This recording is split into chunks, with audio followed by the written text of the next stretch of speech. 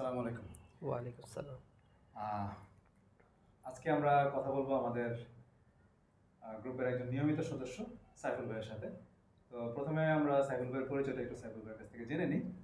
জি, ধন্যবাদ। আসসালামু আলাইকুম। আমার নাম মোহাম্মদ সাইফুল ইসলাম। তো আমি একটা প্রাইভেট ব্যাংকে কাজ করছি বেশ ১০-১১ বছর ধরেই। আমি ঢাকা বিশ্ববিদ্যালয়ে লেখাপড়া করেছি। আমি রিসার্চ বেসড কাজটাই বেশি করি এবং মুভমেন্ট খুব কম আর কি। এই কাজটা মানে এটাই আমার কাজের নেচারটা এইটা। ডেস্ক জব করেন। ডেস্ক জবটাই বেসিক্যালি করি এবং আমার এরিয়া অফ ইন্টারেস্টও ওরকম আর কি। আপনার ইয়োগার সম্পর্কে আপনার জানা কবে থেকে বা মানে কত বছর হলো ইয়োগার সঙ্গে আপনার পরিচয়? আচ্ছা, to be very frank, yoga সম্পর্কে আসলে আমি যদি এখন যা জানি সেটার বেসিসে কথা বলি তাহলে আসলে ইয়োগা সম্পর্কে আমার জানা তেমন কিছু ছিল না। আর যেটাকে ধারণা ভাবতাম সেটা বেসিক্যালি ভুল ধারণা ছিল। যেটাকে যেমন আমি ইয়োগা ভাবতাম হচ্ছে যে এটা হচ্ছে সেলিব্রিটিদের একটা কাজ, যেটা হচ্ছে বিভিন্ন সেলিব্রিটিদের বিভিন্ন সময় আমি সোশ্যাল মিডিয়াতে দেখতাম, এটা একটা ব্যাপার। আর একটা ভুল ধারণা ছিল ইয়োগা মেয়েরা করে। আচ্ছা। কারণ মানে আমি যাদের থ্রুতে দেখেছি বা যেই সব এক্সপোজার আমি পেয়েছি তাতে মেয়েদের সংখ্যাটাই বেশি সংখ্যাটাই ছিল। বেশি ছিল। তারপরে হচ্ছে যে ইয়োগার কিছু সাইট ছিল যেখানে আমি আসলে প্রাইমারিলি এক্সপ্লোর করতাম বা ইয়োগাটা কেমন কি। আমার পরবর্তী জীবনে যে ইয়োগার প্রয়োজনীয়তাটা যখন আসে, যে কারণে আমি আসলে এইটা এক্সপ্লোর করি, সেই কারণটা তখনও অতটা প্রগাঢ়ভাবে আসেনি আসলে। যে কারণে আমি বেসিক্যালি বলতে গেলে ইয়োগা সম্পর্কে আমার ধারণা ছিল খুবই নর্মাল, যে ইয়োগা হচ্ছে এনশিয়েন্ট ইন্ডিয়ান একটা এক্সারসাইজের ফর্ম, যেই ফর্মটা বেসিক্যালি আগের মানুষজন করতো।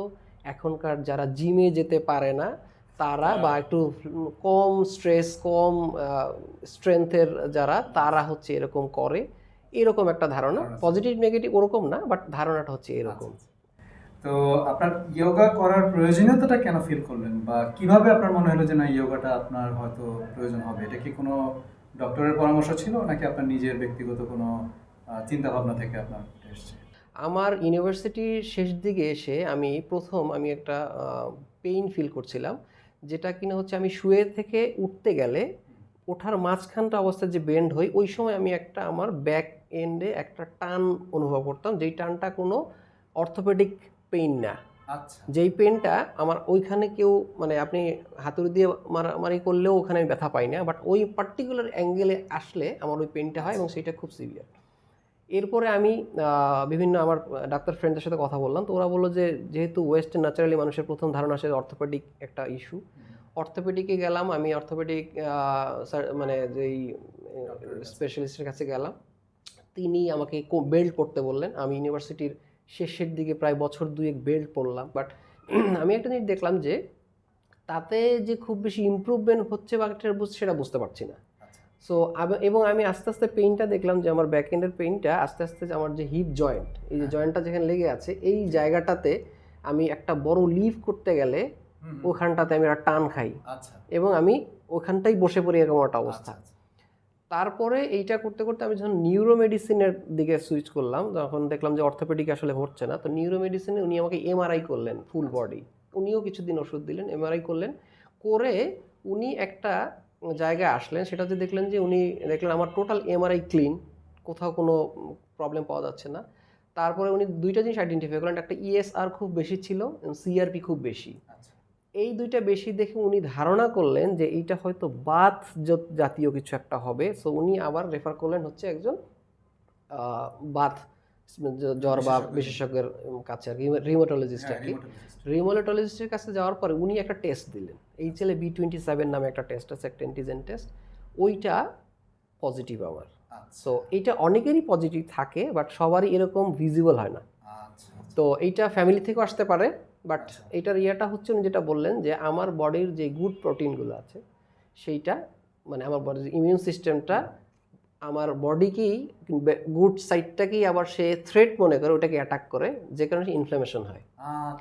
ইনফ্লামেশন হওয়ার কারণে ইমিউনিটি, সো সে নিজেরা ফাইট করে আমার সিআরপি বেড়ে যাচ্ছে আর আমি তখন পেইন ফিল করছি। তো এইটা দেখার পর উনি আমাকে যেটা ফ্রাঙ্কলি বললেন, উনি বললেন দেখেন আপনার এইটার ঔষধ হচ্ছে দুইটা, একটা হচ্ছে এক্সারসাইজ, আরটা হচ্ছে এক্সারসাইজের মধ্যে কি মানে বেসিক্যালি দুইটা এক্সারসাইজ, সেটা হচ্ছে একটা সাইক্লিং আর একটা সাঁতার।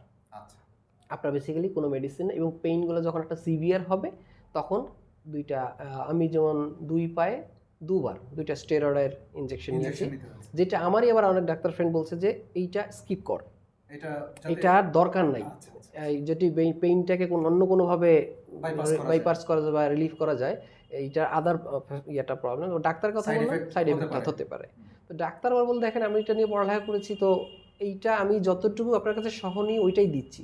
আচ্ছা। আর তার চেয়ে বড় কথা কি, যখন পেইনটা হতো তখন আপনি আমাকে যদি আমার যা জায়গা জমি যা আছে সবও লিখে নিতেন, আচ্ছা, আচ্ছা। আমি ওটা লিখে দিতাম, কিন্তু পেইনটা কমায় দিবেন। পেইনটা কমায়। ইন্টারেস্টিংলি আমি যখন ডাক্তারের চেম্বারে যেতাম পেইনটা নিয়ে, তখন আমি স্টেপ মানে 6 ইঞ্চি করে স্টেপ আগাতে পারছি না, আমি পা ঘষে ঘষে যাচ্ছি। আমার এমনও মনে আছে আমি এমন একবার গেছি ডাক্তারের কাছে যে আমি পা সামনের দিকে আগাতে পারছি না, তো আমি উল্টা দিকে ঘুরে পেছনের দিকে পা করতে করতে করে গেছি, বিকজ এই টাইম কম ব্যথা পাই, আচ্ছা, ওটাতে আপনার পেইনটা কম পেইনটা কম হচ্ছে। সো আমি ব্যাক এন্ডে আমি গিয়ে গেলাম, হ্যাঁ। উনি বললাম আমাকে পেইনটা জিজ্ঞেস করলো কোথায়, তো হিপ জয়েন্টের ঠিক ওইখানটাতে উনি ট্রেস করে একটা ইনজেকশন জাস্ট পুশ করলো, just within few seconds pain চলে গেল। পেইনটা চলে গেল, আমি জাস্ট নর্মাল মানুষের মতো হেঁটে চলে বের হয়ে গেলাম। মানে এটা কতটুকু হাইলি মানে কতখানি ইন্টেন্সিফাইড এটা না, মানে ওই তখন না ঘাম চলে আসে। আরেকটা জিনিস বললে আপনি হয়তো বা যারা শুনছেন হ্যাঁ। তারা বুঝতে পারবেন, সেটা হচ্ছে যে আমি হয়তো রাইট সাইডে এরকম করে শুয়ে আছি, হ্যাঁ, এই রাইট থেকে আমি উঠে ওয়াশরুমে যাব, হ্যাঁ, এই রাইট থেকে যে লেফটে যাব, হ্যাঁ। এটা যেতে আমার প্রায় 25 থেকে 30 মিনিটস লাগতো, জাস্ট এই সুইংটা করবো, টার্ন করাটা, বিকজ একটা পয়েন্টে এমন একটা পেইন হবে আচ্ছা, যেই পেইনটার কারণে বডি এরকম শ্রিঙ্ক করতে থাকতো, মানে এরকম কাঁপতে থাকতো। আচ্ছা। সো হিউজ পেইন, এবং ওইটার সময় ঘামায় টামায় একেবারে অবস্থা। মারাত্মক অবস্থা। তো এবং ওই সুইচ করার পরে আমি যখন চলে আসছি, হুম। ওইটার পরে কিন্তু আবার পেইনটা নেই। আচ্ছা। সো So কোন একটা পার্টিকুলার পয়েন্ট মুভমেন্টে আমার ওই পেইনটা হচ্ছে। এইরকম করে চলতে চলতে আমার যেটা হলো, আমি সাইকেল কিনলাম। আমি 2.5 বছর অফিসে আমি টোটাল সাইক্লিং করলাম, প্রায় আমার প্রতিদিন প্রায় 10 থেকে 12 কিলোমিটার সাইক্লিং করা হতো। এবং এইটা বেশি করার জন্য আমি একটা সাইক্লিস্ট গ্রুপের সাথে যুক্ত হলাম। আমি ঢাকার বাইরেও বিভিন্ন জায়গায় সাইক্লিং করেছি, গাজীপুর পর্যন্ত গিয়েছি এরকম। এরপরে আমি সুইমিংয়ে ঢুকলাম। তো এই দুইটার ড্রব্যাকটা কি ছিল, সাইক্লিংয়ের করতে করতে একটা পর্যায়ে গেলো আমার নি এবং এই গ্রোইনে যেই পেইনটা আমার আগে কখনো ছিল না, গ্রোইনে পেইন চলে আসলো, নতুন করে চলে আসছিল। এর মধ্যে আমি আবার ডাক্তার চেঞ্জ করলাম। তো এই যে ডাক্তার, উনি আবার রিউমাটোলজি নিয়ে পড়ালেখা করেছেন বাইরে, মানে ইউকে থেকে। উনি আবার করলেন কি, উনি আবার কিছু মেডিসিন চেঞ্জ করলেন। বেসিক্যালি আমার কোনো মেডিসিন চলতো না, কিছু মেডিসিন চেঞ্জ করলেন, যেমন 1 সপ্তাহ 10 দিন এরকম করে করে, আর এক্সারসাইজ দেখালেন। এক্সারসাইজ আগের ডাক্তার দেখেছেন। তো এক্সারসাইজ দেখানোর পরে, এবং উনি যখন সাইক্লিং, আমি বললাম যে আমার সাইক্লিং তো রিকমেন্ডেড ছিল, বাট সাইক্লিংয়ের আবার এই পেইনটা পেয়ে যাচ্ছে। তখন উনি বললেন যেহেতু আপনার মাসেলে স্ট্রেস পড়ছে, আপনি সাইক্লিংটা বাদ দেন। এই জায়গা থেকে হচ্ছে এই ইয়োগার মানে প্রিলিমিনারি ধারণাটা কেন আমি কেন ইয়োগাতে আমি সার্চ করলাম, এইটা থেকে এখান থেকে শুরু। তখন আমি বোঝার চেষ্টা করতেছিলাম, আমি যেহেতু নিজেও প্রফেশনে একটু রিসার্চ করার আছে, তা আমি চিন্তা করলাম যে টোটালিটির মধ্যে আমি কোন জায়গায় আমি রিলিফ পাই। একটা হচ্ছে আমি যখনই নন ফ্লেক্সিবল হই, ইমোবাইল বেশি হই, তখন আমার পেইনগুলো ধরে যায়, এবং পেইনের প্যাটার্নটা হয় আমার এই ব্যাক এন্ডের যে মাসেল স্প্যাজম হয়ে যায়। এবং আপনি যে আমাকে কথা বলছি পেছন থেকে এসে হঠাৎ করে পিঠে হাত দেন, আমার টোটাল বডি ফিক্সড, মানে স্টিফ হয়ে যায়, এবং আমি মনে হচ্ছে যে একটা কাঠের স্ট্রাকচার আমাকে আটকে রাখলো। তো এই জিনিসটা কখন কম হয়, যখন আমি একটু নড়াচড়া করি। হ্যাঁ, আমি ব্যাংকে আছি, সো ব্যাংকের নতুন ব্রাঞ্চ যখন করে, তখন আমি এটা ফিজিবিলিটি করতে যেতাম। তো ফিজিবিলিটি করতে গেলে একটা অঞ্চলে ব্রাঞ্চ চলবে কিনা দেখার জন্য টোটাল মার্কেটটাকে আমার ঘুরে দেখতে হতো, এবং বিজনেস একটা অ্যানালাইসিস করে তার স্ট্রেংথ বোঝার চেষ্টা করতাম। আমি যখন এই হাঁটাহাঁটিগুলো করতাম, ওই দিন আমি খুব ভালো থাকতাম, কারণ আমি অলমোস্ট সারাদিনই কোথাও না কোনো মুভমেন্ট করতেছি, ইমোবাইল থাকছি না। অফিসে থাকলে তো আমার চেয়ার এবং ওয়াশরুম আর ওই লাঞ্চ, এর বাইরে তো আসলে গন্ডির মধ্যে। তো এইখান থেকে আমার একটা ধারণা হলো যে আমার মুভমেন্ট হচ্ছে একটা ব্যাপার, এবং সেই মুভমেন্টটা হতে হবে একজন এমন একটা গাইডলাইনের মাঝখানে যে বুঝবে যে আমার এই পার্টিকুলার অ্যাঙ্গেলে মুভটা করতে গেলে কি মুভমেন্টটা দরকার, যেটা আমি করলে বুঝতে পারবো না, বিকজ হচ্ছে আমি বডির জিওগ্রাফি সম্পর্কে আমার ধারণা নেই। উল্টাও হতে পারে, বিকজ আমি যদি এটা ভুলভাল কিছু করি, সেই ক্ষেত্রে আমার আবার উল্টাটা হতে পারে। ওখান থেকে এরপরে প্রাইমারিলি মানুষের যেটা আছে সেটা হচ্ছে এক্সারসাইজ। তো আমাকে এবার ডাক্তার বলে দিয়েছেন, আপনি কখনো হেভি ওয়েট যেগুলো এইগুলা করবেন না, কারণ আপনি ওটা বডিতে আপনার উল্টা অ্যাকশন হতে পারে। কিন্তু কেউ আমাকে ইয়োগার কথা বলে নাই। আমি আমারই অফিসের একজন আমার বড় ভাই আছেন, উনি আগে আর্মিতে ছিলেন, এখন ব্যাংকে আছেন আর কি। উনি প্যারা কমান্ডো ছিলেন আর কি। আচ্ছা। ওনারও সিভিয়ার এরকম পেইন ছিল, বিশাল ইনজুরি ছিল। ওনার সাথে কথা শেয়ার করতে করতে একসময় উনি বলেন, সাইফুল ভাই আমার কাছে মনে হচ্ছে যে আপনার যেই পেইনটা আছে, আপনি মনে হয় ইয়োগা ট্রাই করতে পারেন। আচ্ছা। একজন স্পেশালিস্টের কাছে যান, কোনো ইউটিউব দেখে শুরু করবেন না, কারো কথা শুনে শুরু করবেন না, বিকজ শুরুটা খুব গুরুত্বপূর্ণ। শুরুটা ভুল হয়ে গেলে টোটাল কোর্সটা সম্পর্কে আপনি ডিরেইলড হয়ে যাবেন। আর রাজীব ভাই আমার একজন মানুষ, যে ঢাকা ম্যারাথনে যে হাতির ঝিলে বিভিন্ন ধরনের ম্যারাথন হয়, উনি অনেকগুলো ম্যারাথনে অর্গানাইজ করেন। উনি একজন লেখকও, রাজীব হোসেন। উনি ওনার এই যে রকমারিতে উনি কমান্ডো বইটা বেস্ট সেলার ওনার। সো উনি আমাকে ওইখান থেকে ইনস্ট্রাক্ট করতেছেন, যেহেতু উনি অ্যাথলেট প্লাস হচ্ছে তার আর্মির অত বড় একটা ব্যাকগ্রাউন্ড, সে থেকে বললো, সে বললো আপনি এইটা করে দেখতে পারেন। ওইখান থেকে আমার মাথা হিট করলো এবং আমি আরেকটা জিনিস মিলালাম, আমাকে ফ্রি হ্যান্ড ডাক্তাররা যে এক্সারসাইজগুলো করতে দিয়েছে সেগুলো কিন্তু আমি ইয়োগার বিভিন্ন একটু এক্সপ্লোর করতে গিয়ে দেখতেছি যে এর মধ্যে আছে, এগুলা সিমিলারিটিজ আছে, আমি তখনও তো জানি না পুরোটা। তো এই জায়গা থেকে ইয়োগা সম্পর্কে আসলে আমার একটা ফার্স্ট কিউরিওসিটি আসে এবং আমি বুঝলাম যে আমার হয়তোবা, দেখেন মানুষের জীবনে মানুষ যখন দেয়ালে পিঠ ঠেকে যায় তখন সে আদার অপশনস খোঁজা শুরু করে। আর একটা জিনিস বলে রাখা ভালো, এখানে আমার ডাক্তার এরপর আমাকে একটা বললেন যে আপনাকে আমি একটা ওষুধ দিব, বাট সেটা ডিলে করছি। এই ওষুধটা হচ্ছে একটা মেডিকেশন, লং টার্ম মেডিকেশন, যেই মেডিকেশনটা আপনার এই ব্যথাটার জন্য লাগবে, কিন্তু এটা যক্ষা কিংবা আদার যেই মানে ডিজিজ আছে এটাকে বুস্ট করতে পারে। যেমন বেশ কিছু ব্লাডের কিছু মানে চেঞ্জ হতে পারে বা ব্লাডের কিছু শুষ্কতা চলে আসতে পারে, এরকম বিষয় কিছু বললো। তো ওইটা হতে পারে। তো আমি দেখলাম যে আমার ওই এক্সট্রিমে যাওয়ার আগে আমি একটু দেখি মানে মেডিকেটেড কোনো কিছু করা যায় কিনা, সেই জায়গা থেকে আসলে, এবং রাজীব ভাইয়ের ওই ইনস্ট্রাকশন এবং এরপরে খোঁজাখুঁজি করার পরে, আর আমি একজন মুসলিম হিসেবে আমার একটা বিলিভার, আমি একজন বিলিভার এবং আমার একটা বিলিভ কাজ করে। আমার জীবনের সবচেয়ে বড় যে জিনিসগুলো যা এসেছে তার অধিকাংশই দৈবক্রমে আমার সামনে এসেছে। এবং আপনি এই যে যোগস্থানের সাথে যা পরিচয়, আপনি জেনে অবাক হবেন হয়তোবা, এটাও তাই। আমি গুগলে লিখেছিলাম ইয়োগা নিয়ার মি এবং প্রথম যে নামটা এসেছে সেটা ছিল যোগস্থান। আচ্ছা আচ্ছা, থ্যাংক ইউ সো মাচ। যেদিন থেকে আপনার সাথে মানে আমাদের সাথে আপনার জার্নিটা শুরু হলো, আমার এখনো মনে আছে আপনি আমাকে আপনার এই যে পেইন বা যে প্রবলেমসগুলো সেগুলো কিছুটা শেয়ার করেছেন, তারপরে আস্তে আস্তে জেনেছি।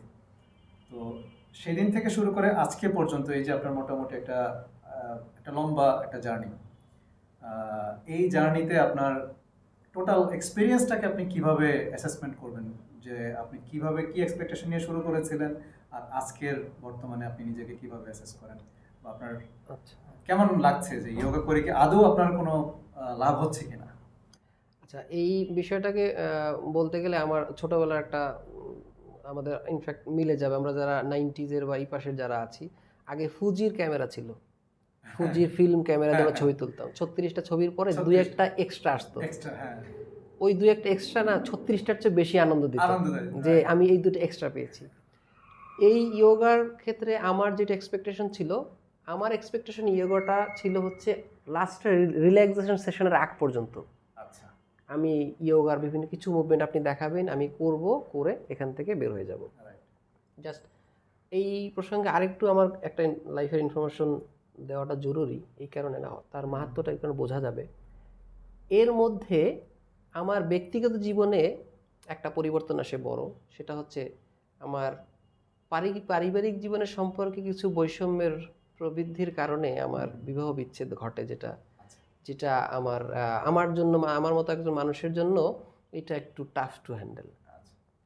সো বডির ওই যে পেইনটার সাথে একটা মানসিক একটা পেইন বা মানসিক একটা ট্রমা, ওই রকম অস্থিরতা, এরকম একটা জিনিস চলে আসছে আসলে। এই কারণে বলছি, কারণ আমি ইয়োগাটা যখন করলাম প্রথম, আমি আপনার সাথে যখন ইয়োগা শুরু করলাম, তো আমি শুরুতে মুভমেন্ট করতে পারতেছি না, বা যতটুকু পারতেছি কিছু কিছু মুভমেন্ট পারছি না। আপনি বলছেন যে হ্যাঁ আস্তে আস্তে এইভাবে যাচ্ছেন, বেশ ইনস্ট্রাকশন অনুযায়ী যাচ্ছি, সব ঠিক আছে। শেষে গিয়ে যখন আপনি বললেন যে এখন আমরা 10 মিনিটস, কিছু বলেন নাই, জাস্ট হ্যাঁ চোখ বন্ধ করেন, এটার জন্য রেডি ছিলাম না। চোখ বন্ধ করেন পরে আমি আপনার ইনস্ট্রাকশন শুনে যাচ্ছি যে আমি করে যাচ্ছি। ওঠার পরে আমার মনে হলো এইটা হচ্ছে আমার ওই 2টা 36-এর পরে 2 আচ্ছা, 2টা যেটা এক্সট্রা bonus, বোনাস extra। কেন হলো আপনি আমার মনে আছে শুরুতে বলছিলেন যে রিল্যাক্স হওয়ার পর ফুল বডি রিল্যাক্স আপনি একবার টো থেকে আমার হেড পর্যন্ত চলে আসলেন এরপরে আপনি যেখানে এসে থামলেন সেটা হচ্ছে যে আপনি আপনার ব্রিদিংকে ফোকাস ফোকাস করেন যে এই কাজটা আমার জীবনে কখনো করা হয় না আমি এর মধ্যে কিছু বাইরে কিছু ঘোরাঘুরি করেছি বিভিন্ন সময়ে আমার একটা খুব পছন্দের সিনেমা আছে ঋতিক রোশনের জিন্দেগি না মিলেগি দোবারা আচ্ছা। ওখানে ও সাঁতার জানে না তো বাট পানির নিচে যায় তো ওকে যখন জিজ্ঞেস করা ইনস্ট্রাক্টর যে তুমি যখন টোটাল ইনস্ট্রাকশন মানে এক্সপিরিয়েন্সটা করলা কেমন লাগলো ও জাস্ট উঠে বলছে জাস্ট লাইফের মানে ইয়েটাই একটাই জাস্ট শ্বাস নিতে থাকো দম নিতে থাকো এবং দমটাকে তুমি আর তোমার দম হ্যাঁ, এইটা হচ্ছে দমটাকে অবজার্ভ করো এইটা আমি কখনো করি নাই ইনফ্যাক্ট আমি লাস্ট গত বছরও মালদ্বীপে গেছি আমি এই সিচুয়েশনটার মধ্যে পড়েছি যে হ্যাঁ আমি আর এটাই করছি কিন্তু এইখানে ওই দমটা হয় কি নিজের সাথে নিজের ফিরে এসে একটা কানেকশনের জায়গাটা এইটা আমার জানা ছিল না যেখানে আমার ইয়ে আমার ধারণা কম এইটা আমাকে মেন্টালি হিউজ আপনি যদি বলেন যে ফিজিক্যাল বুস্টআপের জায়গাতে যদি আমি 30-50 পাই আমি মেন্টালি 70-75-80 পেয়ে গেছি বিকজ আমার কাছে মনে হয়েছে যে আমি আমার কাছে আসছি এবং আমি হচ্ছে আমাকে সাপোর্ট দেওয়ার জন্য জায়গা আমি আর আমার দম না থাকা মানে হচ্ছে পৃথিবীর আর কিচ্ছু নাই ওই রিয়েলাইজেশনটা আমি জানি না এক একজন হয়তো এক এক রকম আমার কাছে প্রচণ্ড রকমের ভালো লাগা এইটা আর এরপরে ওই 37 নম্বর ছিল এইটা আর 38 নম্বরটা হচ্ছে আমার pranayama I had no idea about it এবং এই প্রাণায়াম এবং আমার একটা ব্রিদিংয়ের প্রবলেম আপনাকে বলেছিলাম যে আমার শর্ট ব্রিদিং আছে তো আমি যখন প্রাণায়ামটা করছি ওই আপনি যখন কপালভাতি করলেন এক পর্যায়ে আপনি যখন বললেন যে এখন যে শ্বাস আসছে কি আসছে না বুঝতে পারছেন এমন একটা সিচুয়েশন ছিলাম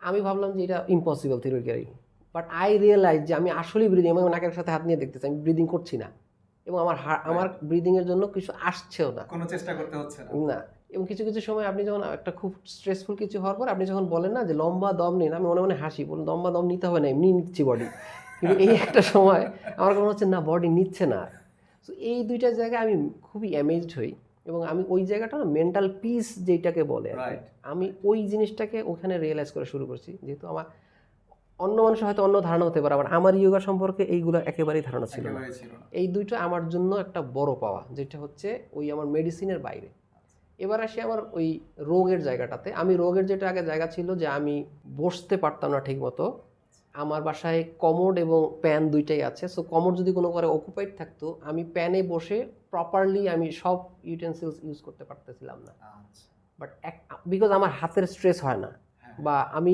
একটা বসবো এক জায়গায় একটু পারছি না যেইটা আস্তে আস্তে আমি টের পাই যে আমার বডি এখন অনেকটা না অলমোস্ট পুরোটাই ফ্লেক্সিবল বিকজ আমাকে আগে পিছন থেকে কেউ ধরলে আমি এরকম করতে আমি খেপে যেতাম বিকজ আমার পুরো বডির মধ্যে ব্যথা পাইতাম এখন আর সেটা মোটেও হয় না এবং মানে আমার বডি রিলেটেড এখনও যেটা আছে সেটা হচ্ছে আমার স্পাইন হচ্ছে খুব বেশি রিজিড স্পাইনটা এখনও খুব বেন্ড করতে পারি না আমার ওয়েস্টে আমি এখনো এরকম যেটা ইয়াতে করে পা পুরোটা ধরতে পারি না বিকজ আমার ওয়েস্ট এখনো কার্ভ হয় না বাট আমার বডির যে স্পাজন ছিল যে স্টিফনেস ছিল এইটা আল্লাহর রহমতে পুরোটাই চলে গেছে এবং আমি যদি প্রতিদিন করতাম বা আমি মাঝখানে প্রচুর গ্যাপ যে আমার অফিসের কারণে বা এই কারণে এটা যদি না যেত হয়তো তো আমি আরও বেটার কিছু বলতে পারতাম বাট আমার কাছে একটা জিনিস ঠিক হয়েছে আমি এটা পারি আর না পারি আমি এর সাথে আছি বিকজ এটা আমার একটা ঔষধ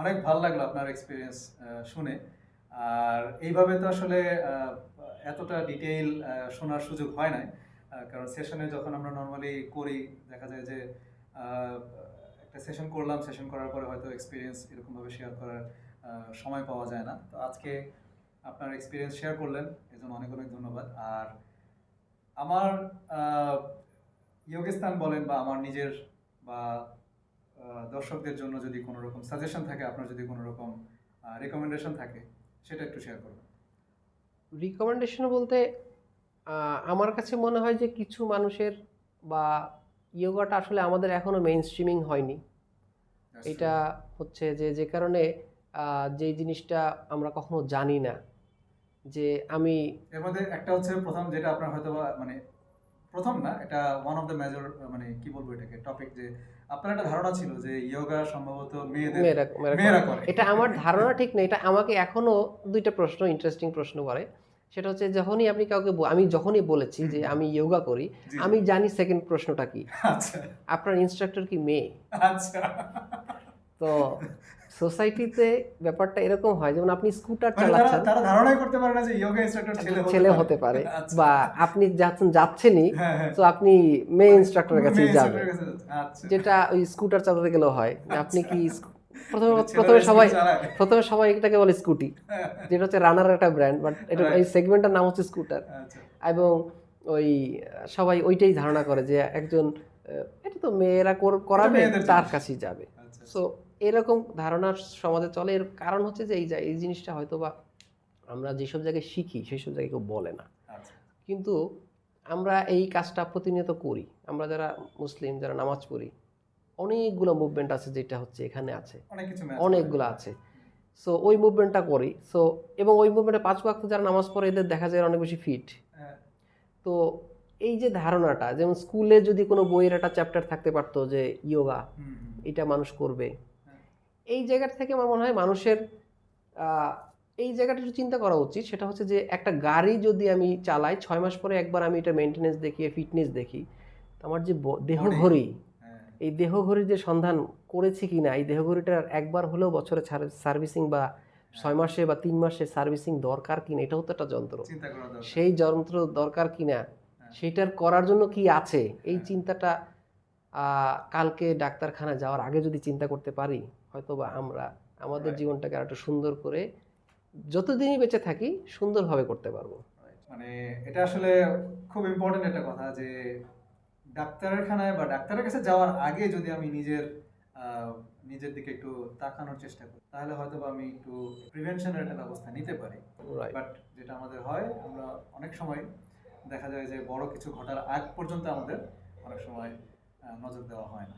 তো এটা খুব ভালো একটা পয়েন্ট বলেছেন।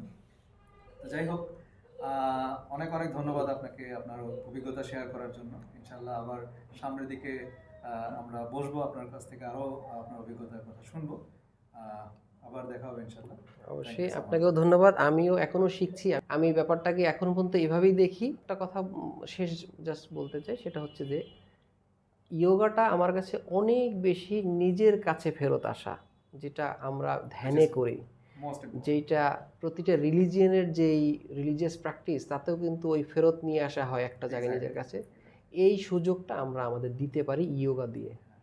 এটাই নিজেকে নিজে খুঁজে পাওয়ার একটা সুযোগ আমরা দিতে পারি, যেটা একেবারেই আমাদের হাতের কাছে, ইচ্ছার খুব কাছাকাছি, ইচ্ছার উপর ডিপেন্ড করে। এবং যারা, আমি আরেক কিছু সেকশনের কথা এই কথা বলবো, কিছু মানুষ এখনো আছেন যারা ইয়োগা পছন্দ করেন না, অপছন্দ করেন না, এই ফেজে আছেন, যে জাস্ট একটা স্টেপ দিলেই, পানিটা পায়ে লাগলে ঠান্ডাটা ওই যে ফিল করাটা হবে, এই ফিলটা করেন।